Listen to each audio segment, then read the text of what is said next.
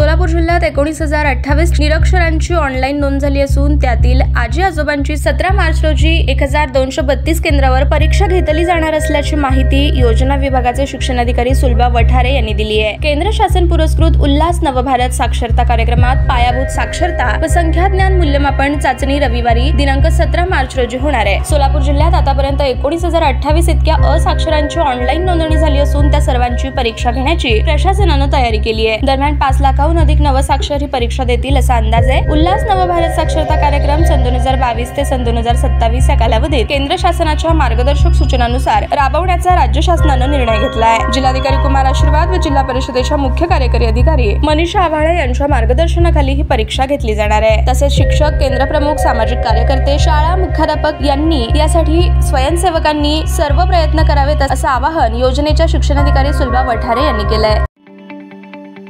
ताज्या बातम्या पाहण्यासाठी प्राईम महाराष्ट्र न्यूज चॅनलला सबस्क्राईब करा।